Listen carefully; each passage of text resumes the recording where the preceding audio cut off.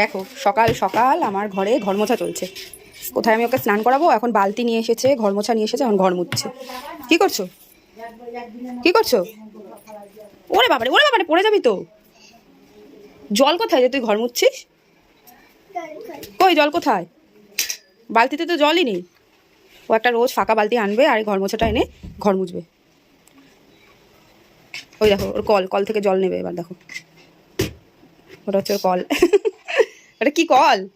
Call থেকে জল পড়েছে, দেখো অবস্থা। বাবারে কত কাজ করে আমার মেয়েটা, দেখো সারাদিন কাজ করে, তাই তো?